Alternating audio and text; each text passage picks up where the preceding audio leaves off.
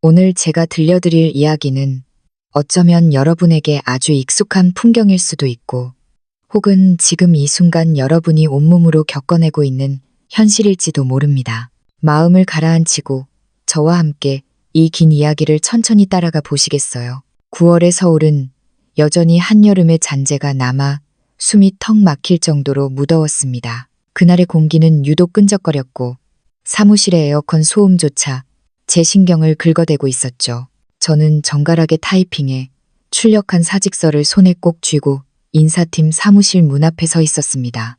손바닥에서 배어나온 땀이 빳빳한 종이 가장자리를 눅눅하게 적시고 있었고, 제 심장은 마치 고장난 기계처럼 불규칙하게 쿵쾅거리고 있었어요. 사실 일을 그만두고 싶어서 그만두는 게 아니었습니다. 지난 2년 동안 마케팅팀에서 버텨온 시간은 삼복더위에 소미불을 뒤집어 쓰고 달리는 것보다 더 고통스럽고 숨 막히는 나날이었으니까요. 저를 그토록 괴롭혔던 장본인은 바로 우리 부서의 박상호 팀장이었습니다. 심호흡을 크게 하고 겨우 문을 밀고 들어서자마자 인사팀 대리님 맞은편에 거만하게 앉아있는 박 팀장의 뒷모습이 보였습니다.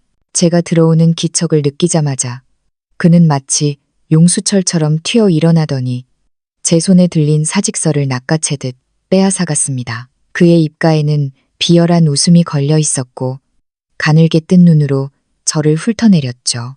이서연 씨, 이 사직서 내용 참 가관이네. 개인적인 사유라고. 내가 보기엔 네가 무능해서 업무 압박을 못 이겨 도망치는 거로 보이는데 안 그래? 그의 목소리는 좁은 인사팀 사무실 전체에 날카롭게 울려 퍼졌습니다. 저는 주먹을 꽉 쥐고 옷자락을 만지작거렸습니다. 가슴 속에서 억울함이 파도처럼 밀려왔지만 마지막이라는 생각에 꾹 참고 낮은 목소리로 대답했습니다. 박 팀장님, 저 지난 2년 동안 이 팀에서 매일 밤 10시까지 야근하며 버텼습니다. 지난달 그 대형 광고주 제안서도 제가 며칠 밤을 새워서 만든 거라는 거 팀장님도 다 알고 계시지 않나요?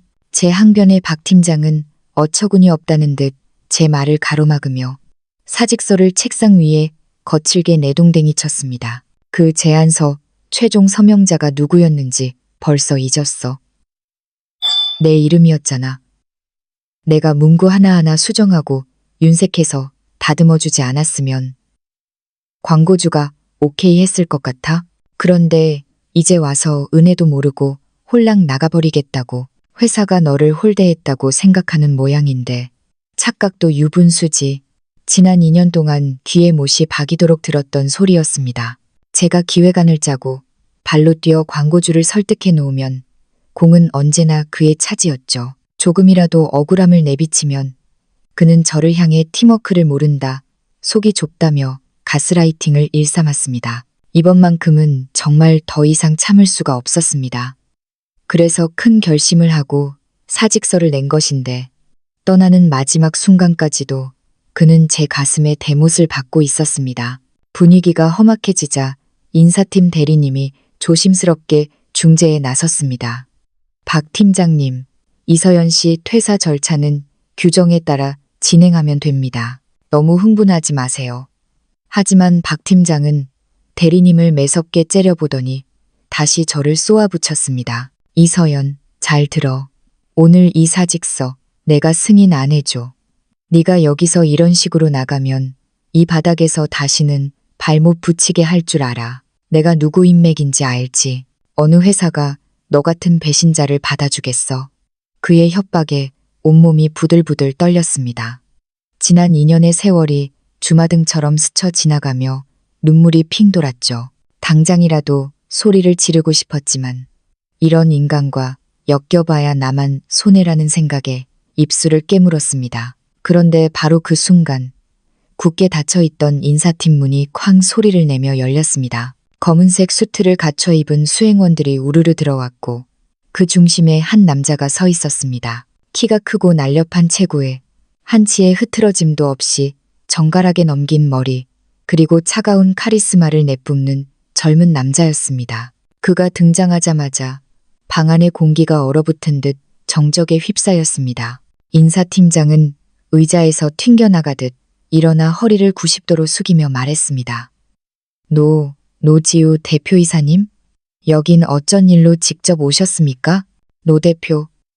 저는 멍하니 그를 바라보았습니다. 며칠 전 사내 게시판에서 그룹 본사에서 새로운 젊은 CEO가 부임했다는 소식을 들었는데 성이 노 씨라고 했던 기억이 났습니다. 설마 이런 곳에서 마주치게 될 줄은 꿈에도 몰랐죠. 방금 전까지 기세등등하던 박 팀장은 언제 그랬냐는 듯 비굴한 웃음을 지으며 대표에게 다가갔습니다. 아이고 대표님. 안녕하십니까. 저는 마케팅팀 팀장 박상호라고 합니다. 앞으로 잘 부탁드리겠습니다. 하지만 노 대표는 그의 손길을 무시한 채 무심한 시선으로 그를 지나쳐 곧장 저에게로 걸어왔습니다. 그의 강렬한 시선이 제 얼굴에 꽂히자 손바닥에서 다시 식은땀이 흐르기 시작했습니다. 전혀 모르는 사람인데 왜 나를 보지? 속으로 당황해하고 있을 때 노 대표는 제 앞에 멈춰서서 제 손에 들린 찢어진 사직서 조각을 응시했습니다. 아까 박 팀장이 책상을 치며 난동을 부릴 때 사직서 한 귀퉁이가 찢겨 나갔었거든요. 그는 아무 말 없이 제 손에서 그 종이를 부드럽게 가져갔습니다. 그러더니 찌익 소리를 내며 거침없이 종이를 반으로 갈라버렸습니다. 사무실 안은 숨소리조차 들리지 않을 만큼 조용해졌습니다. 바닥에 떨어진 볼펜 소리가 천둥처럼 들릴 정도였죠. 노 대표는 찢어진 사직서, 조각들을 쓰레기통에 무심히 던져 넣었습니다.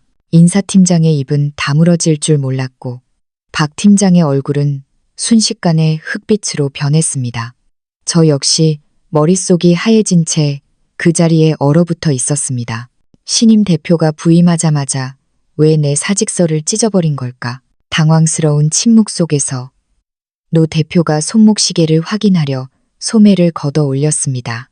그 순간 저는 무의식적으로 그의 손목으로 시선을 옮겼고 제 눈동자는 경악으로 고정되었습니다.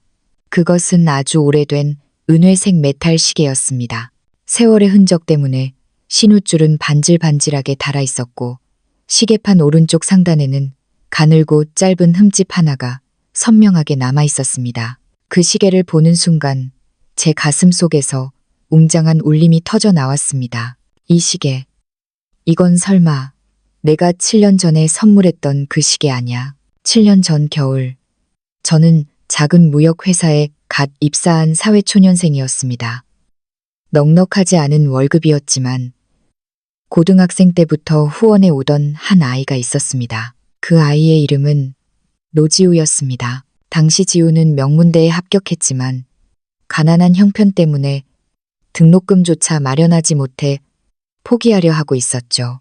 저는 제 비상금을 털어 지우의 대학 입학금을 도왔고 지우가 대학을 졸업하던 날 축하 선물로 백화점에서 큰맘 먹고 그 시계를 골랐습니다. 선물을 줄 때 신읒줄이 너무 길어 제가 직접 줄여주려다 가위 끝에 스쳐 시계판에 작은 흠집을 내고 말았던 그 시계. 저는 떨리는 마음으로 노 대표의 얼굴을 다시 보았습니다. 7년 전보다 훨씬 성숙해지고 날카로운 분위기를 풍겼지만 눈매와 입술에서는 제 기억 속 그 소년과 똑같았습니다.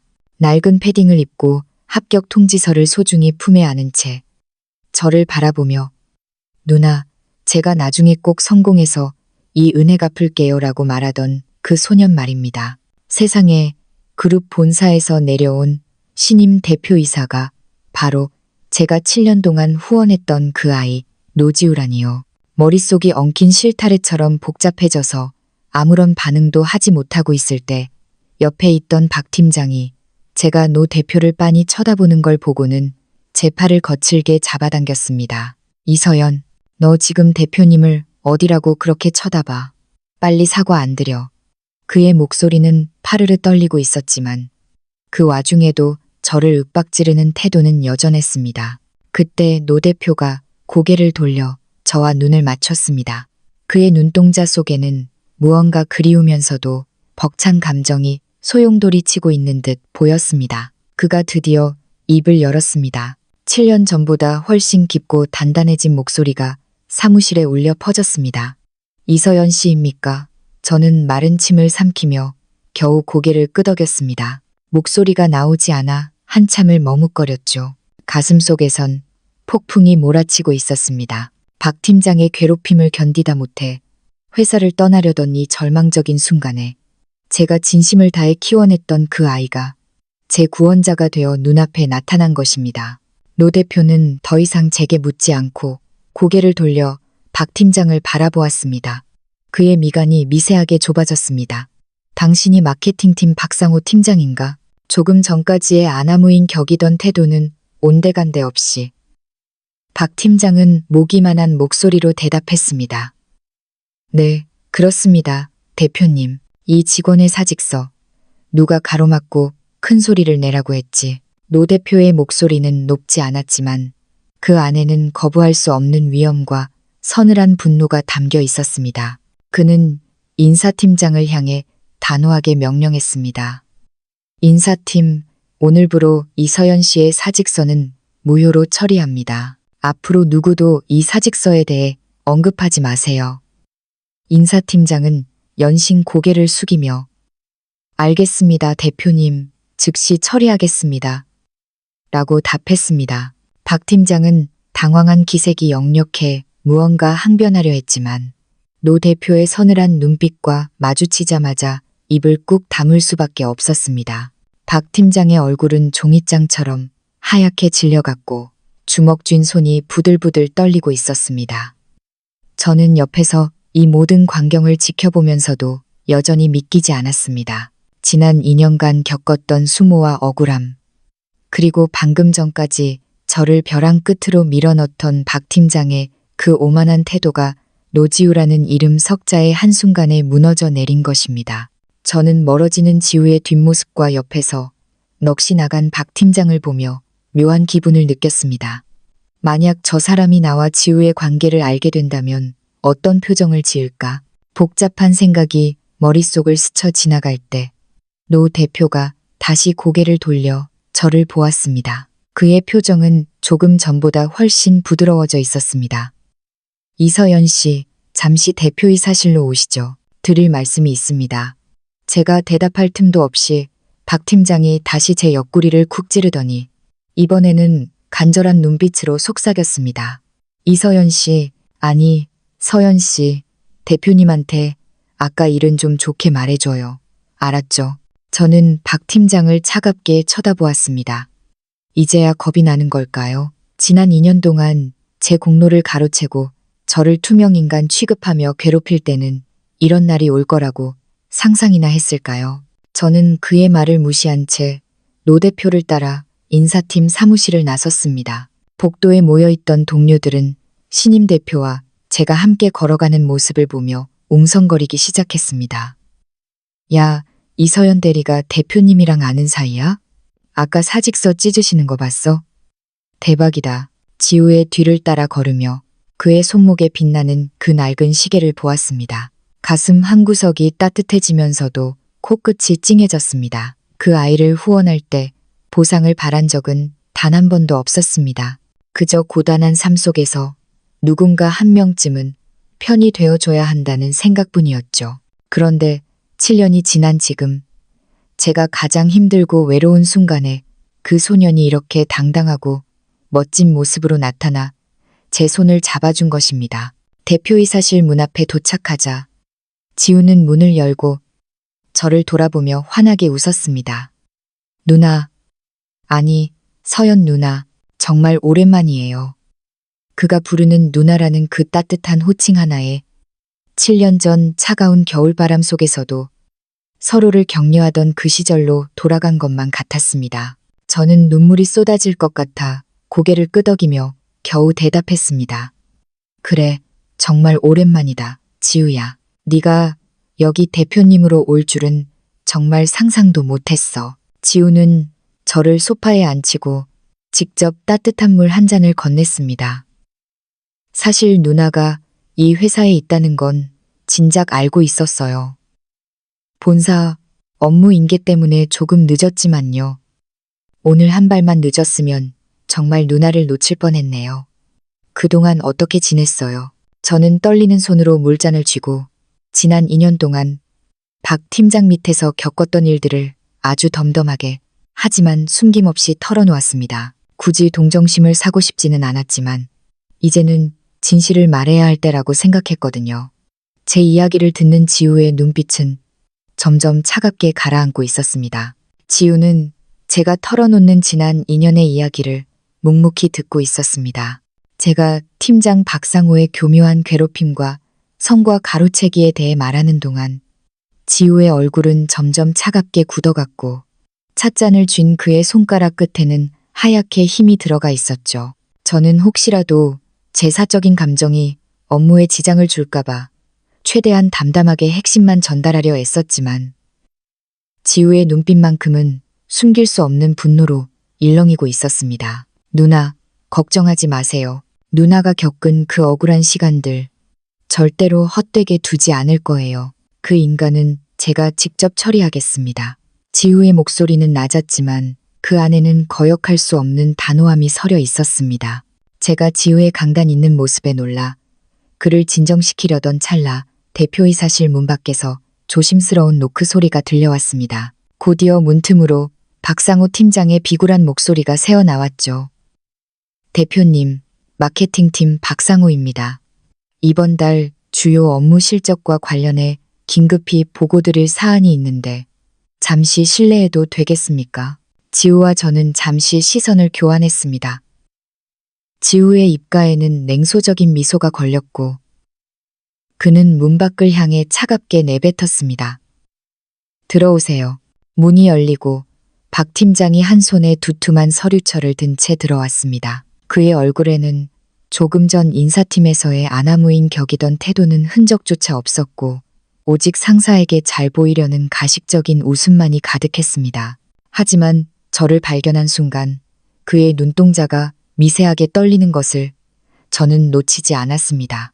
그는 애써 태연한 척 지우에게 다가가 서류를 내밀었습니다. 대표님, 이번 달 우리 팀의 실적 보고서입니다. 특히 이번 대형 광고주건은 제가 심혈을 기울여 성사시킨 것이니 부디 살펴봐 주십시오. 하지만 지우는 그가 내민 서류를 받지도 않은 채 의자 깊숙이 몸을 기댔습니다. 서늘한 침묵이 방안을 채웠고 박 팀장의 이마에는 식은땀이 송골송골 맺히기 시작했습니다. 실적 보고도 중요하지만 그 전에 궁금한 게 하나 있군.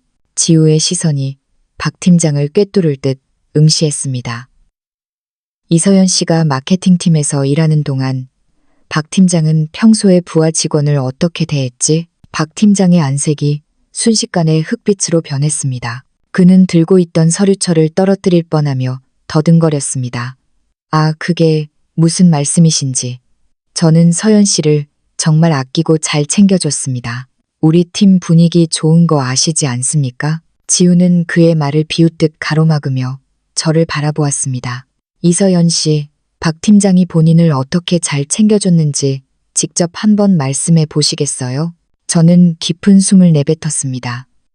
지난 2년 동안 가슴속에 켜켜이 쌓아두었던 체증이 드디어 씻겨 내려갈 기회가 온 것입니다. 저는 박 팀장의 비겁한 눈동자를 똑바로 쳐다보며 천천히 입을 열었습니다. 박 팀장님, 지난달 제가 며칠 밤을 새우며 완성한 제안서에 팀장님 성함만 딱 올려서 본사에 보고하신 거 기억하시죠? 그리고 그 전달에 제가 3주 동안 발로 뛰었다는 신규 거래처 성과도 본인의 업적이라고 주장하며 팀워크를 강조하셨던 것도요. 박 팀장은 얼굴이 불그락푸르락해져서 변명을 늘어놓기 시작했습니다. 서연 씨, 말이 너무 심하네. 내가 문구 수정도 도와줬고 최종 계약은 내가 가서 도장을 찍었잖아. 그걸 어떻게 다 자네 공이라고만 할 수 있어. 그 뻔뻔한 태도에 저도 모르게 헛웃음이 나왔습니다. 문구 수정요? 오타 2개 고쳐주신 게 수정입니까? 광고주는 제가 다 설득해 놨는데 팀장님은 숟가락만 얹고 서명만 하신 거잖아요. 그게 어떻게 팀장님의 실적이 되죠? 지우는 더 이상 참지 않겠다는 듯 책상을 탁 소리가 나게 내리치며 일어났습니다. 그만해, 박상호. 내가 바보인 줄 아나?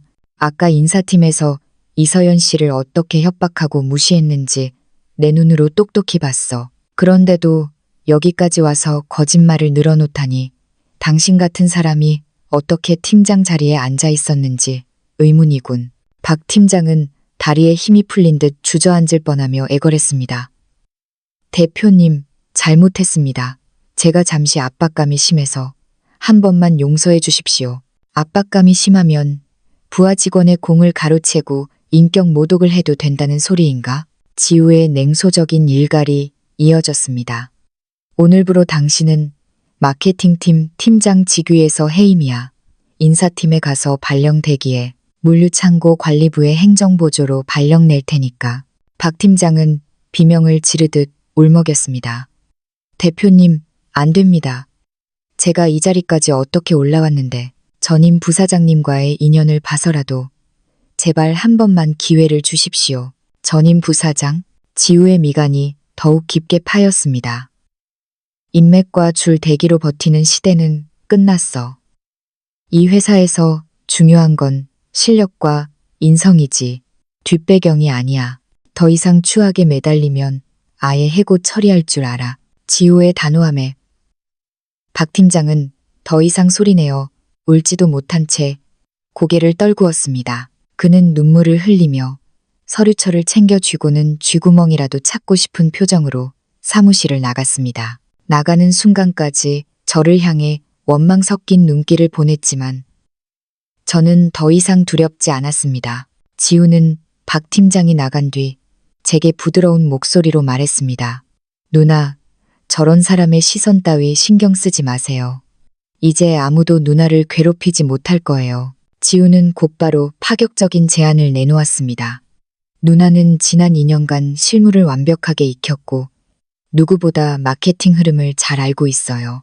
누나를 마케팅팀 부팀장으로 임명하고 싶습니다. 주요 광고주 프로젝트를 직접 총괄해 보세요.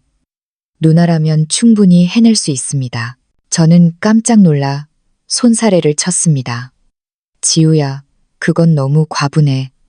내가 잘할 수 있을지 겁도 나고. 그러자 지우는 제 말을 끊고 제 눈을 진지하게 바라보았습니다. 누나가 못할 리 없잖아요. 7년 전 그 어려운 상황에서도 제 논문을 같이 고민해주고 면접 준비까지 완벽하게 도와줬던 누나잖아요. 그리고 작년에 본사에 무기명으로 올라왔던 마케팅 최적화 제안서. 그거 누나가 쓴 거 맞죠? 본사 임원들이 모두 극찬했던 그 보고서요. 저는 당황해서 지우를 쳐다보았습니다. 네가 그걸 어떻게 알아? 이름도 안 쓰고 보냈는데. 지우는 빙긋 웃으며 제 손을 지그시 바라보았습니다. 누나 문체는 제가 한눈에 알아봐요. 7년 전 제 과제를 도와줄 때부터 누나만의 독특하고 날카로운 논리 전개 방식이 있었거든요. 지우의 신뢰 어린 말에 제 가슴속은 말로 다 표현할 수 없는 온기로 가득 찼습니다. 지난 2년간의 서러움이 눈 녹듯 사라지는 기분이었습니다. 7년 전 그 소년이 약속했던 보답이 지금 이 순간 가장 완벽한 형태로 돌아온 것입니다. 대표이사실에 웅장한 문이 닫히고 복도로 나선 순간 저는 마치 다른 세상에 발을 디딘 듯한 기분이 들었습니다.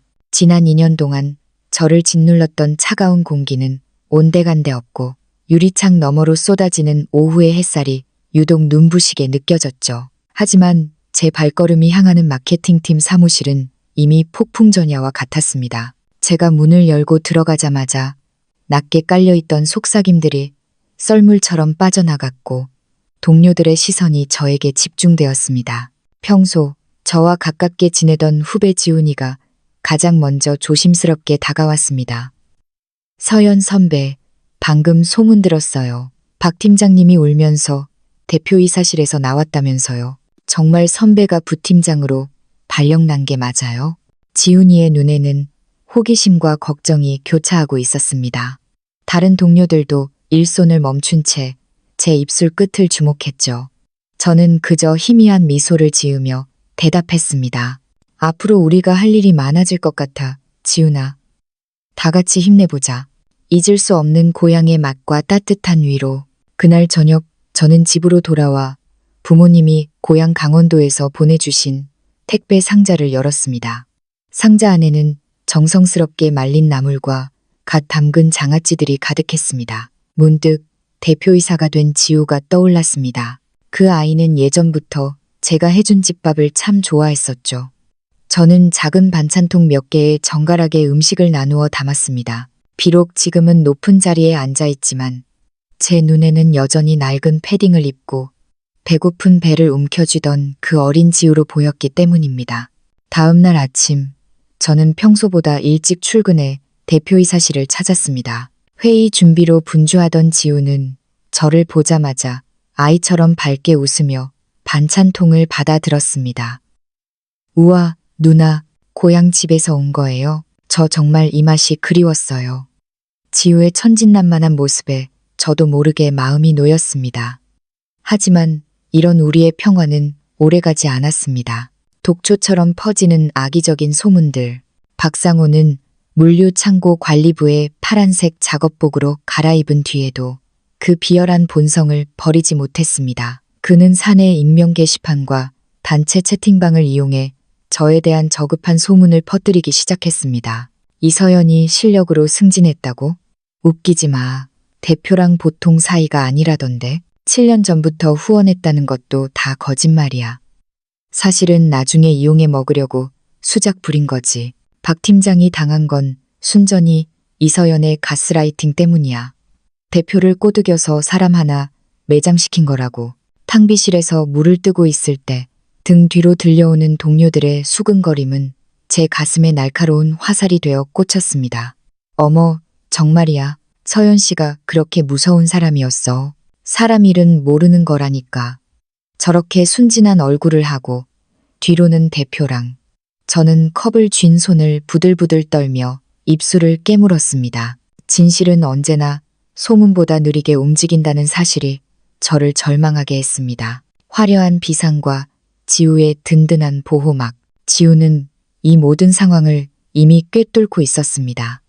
그는 저를 데리고 서울의 한 대형 호텔에서 열린 IT 마케팅 리더스 서밋에 참석했습니다. 수많은 업계 거물들이 모인 그 자리에서 지우는 저를 당당히 소개했습니다. 이쪽은 우리 그룹 마케팅의 핵심 인재인 이서연 부팀장입니다. 작년에 본사가 채택한 혁신 제안서의 주인공이죠. 지우의 전폭적인 지지 덕분에 저는 그날 여러 잠재 고객사들로부터 협업 제안을 받았고 제 실력을 온전히 증명해 보일 기회를 얻었습니다. 돌아오는 차 안에서 지우는 제 손을 지그시 바라보며 말했습니다. 누나, 소문 따위에 흔들리지 마세요. 누나의 실력은 저와 이 업계가 이미 증명하고 있으니까요. 박상호의 치명적인 비리, 남남 쇼핑몰의 진실. 지우는 제게 박상호가 팀장 시절 진행했던 남남 쇼핑몰 프로모션 프로젝트의 사후 감사를 맡겼습니다. 서류를 검토하던 저는 무언가 심상치 않은 점을 발견했습니다. 보고서에는 오프라인 행사 참여 인원이 500명이라고 적혀 있었지만 첨부된 사진 속 행사장은 절반도 차지 않은 상태였습니다. 매출 조작. 보고서상 매출은 1억 2천만 원이었으나 실제 정산된 금액은 8천만 원에 불과했습니다. 인원 부풀리기. 실제 참여 인원은 200명 남짓이었지만 박상호는 이를 500명으로 허위 기재했습니다. 비자금 조성. 자재비로 5천만 원을 청구했으나 실제 영수증은 3천만 원뿐이었고 나머지 2천만 원의 행방은 묘연했습니다. 결정적으로 박상호가 대학 동창과 나눈 대화 캡처본이 발견되었습니다. 거기엔 내가 대학 때 고생해서 번 돈으로 등록금 냈지 무슨 후원을 받아. 이서연 그 여자가 미친 거야. 라는 충격적인 내용이 담겨 있었습니다. 저는 이 증거들을 가슴에 품고 대표이사실로 향했습니다. 박상호의 몰락은 이제 돌이킬 수 없는 현실이 되어가고 있었습니다. 결전의 날이 밝았습니다. 본사 1층 대강당 앞에는 전사 임직원 특별 조회를 알리는 공고문이 붙었고 공기는 평소보다 몇 배는 더 무겁게 가라앉아 있었습니다. 저는 정갈하게 다듬은 프로젝트 자료와 지난 7년간의 기록이 담긴 서류 뭉치를 가슴에 안고 강당으로 향했습니다. 문을 열고 들어서자 수백 명의 시선이 저에게 꽂히는 것이 느껴졌습니다. 그 시선들 사이에는 호기심, 의구심, 그리고 박상호가 퍼뜨린 소문에 오염된 차가운 경멸이 뒤섞여 있었죠. 강당 구석에는 여전히 예전 팀장 직급의 정장을 고집스럽게 차려입은 박상호가 도끼 어린 눈으로 저를 노려보고 있었습니다. 노지우 대표가 단상에 올랐습니다. 마이크를 잡은 그의 표정은 평소의 부드러움은 온데간데 없이 얼음처럼 차갑고 단단했습니다. 오늘 이 자리를 마련한 이유는 두 가지입니다. 첫째는 마케팅팀의 새로운 리더십에 대한 공식 임명이며, 둘째는 우리 회사가 지향하는 가장 근본적인 가치인 정직과 실력에 대해 다시 한번 천명하기 위함입니다. 지우의 시선이 강당 전체를 훑더니 저에게 머물렀습니다. 그룹 본사는 심도 있는 검토 끝에 지난 2년간 독보적인 성과를 거두고 회사의 비용 절감에 크게 기여한 이서연 씨를 마케팅팀 부팀장으로 공식 임명합니다. 순간 박상호가 자리에서 벌떡 일어나 고함을 질렀습니다. 부당합니다. 대표님, 이건 명백한 낙하산 인사입니다. 이서연이 대표님과 사적인 관계를 이용해 이 자리를 꿰찼다는 건 온 회사가 다 아는 사실 아닙니까? 장내는 순식간에 술렁임으로 가득 찼습니다. 박상호는 마치 최후의 승자라도 된 양 기세등등하게 외쳤습니다. 당신이 후원했다는 그 이야기들도 다 지어낸 거잖아.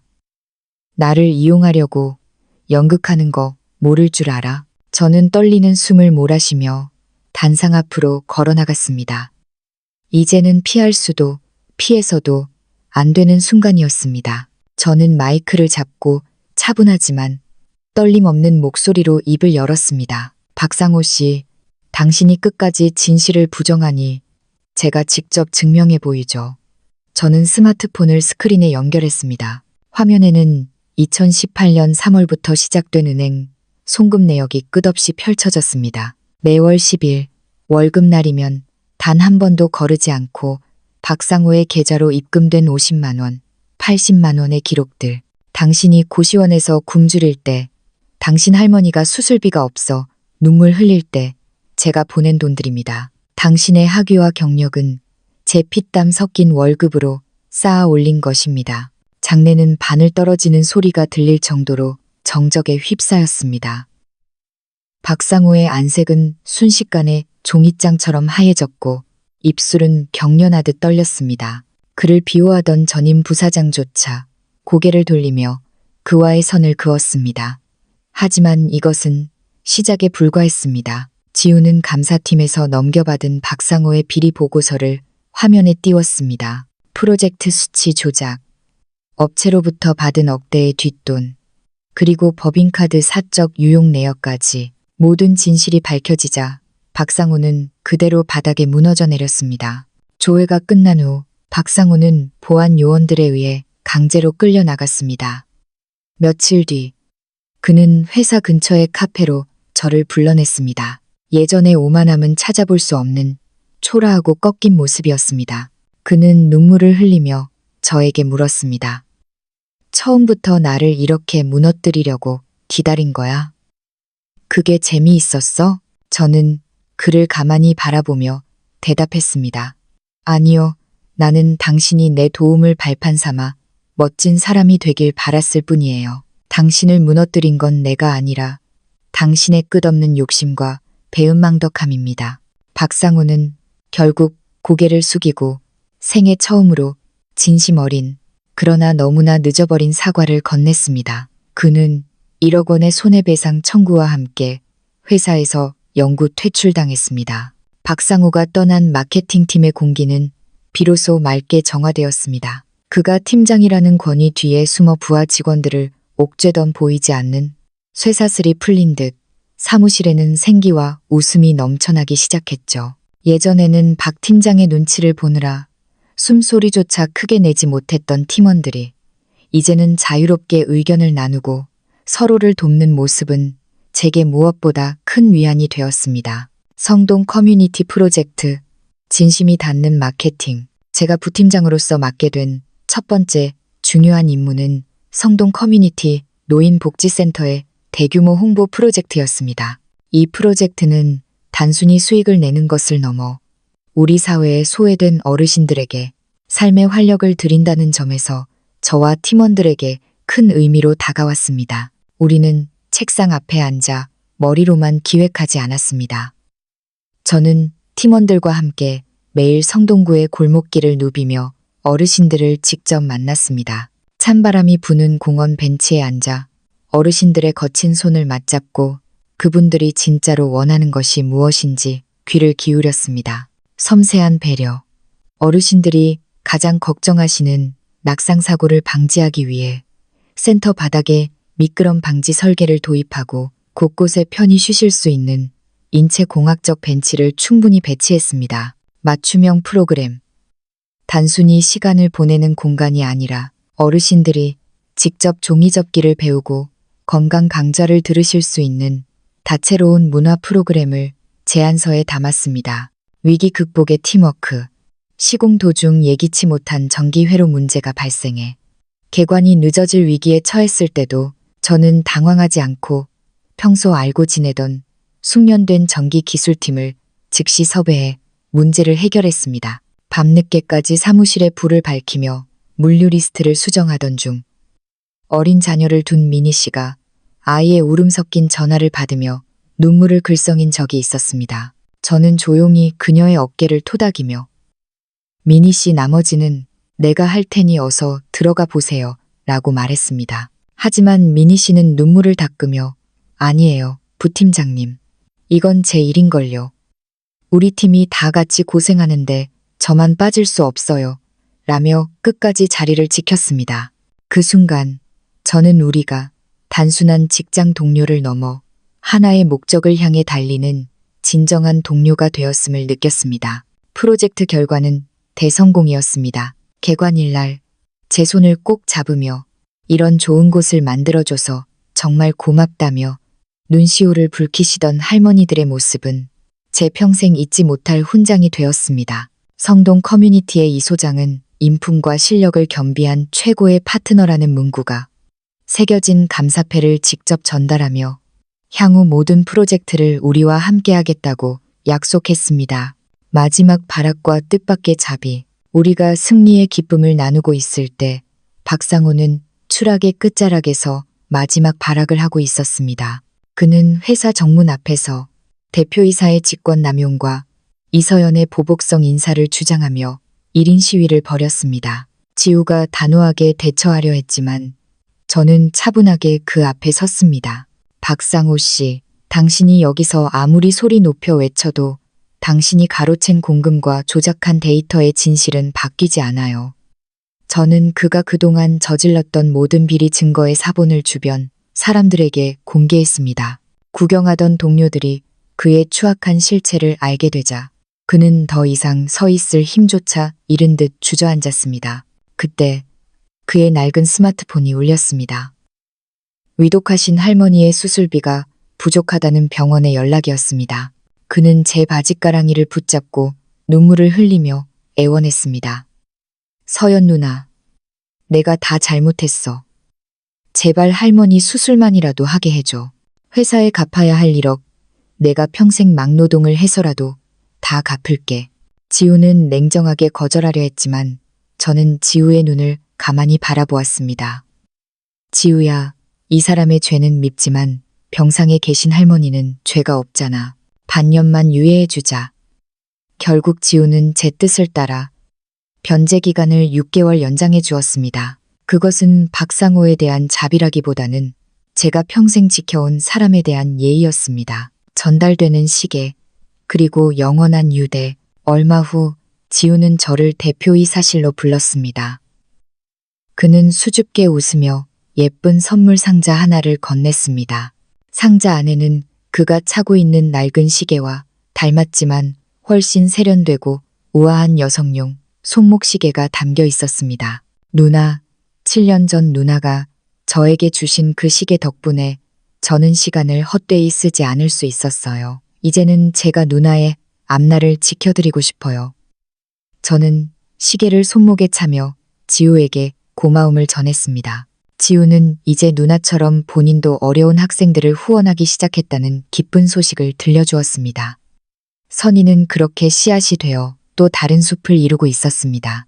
저는 이제 마케팅팀의 팀장이 되어 팀원들과 함께 새로운 미래를 그려나가고 있습니다. 가끔 동네 마트에서 캐셔로 일하며 묵묵히 빚을 갚아나가는 박상호를 마주칠 때가 있습니다. 그는 이제 예전의 날 선 눈빛 대신 삶의 무게를 견뎌내는 겸허한 눈으로 제게 가벼운 목례를 건넵니다.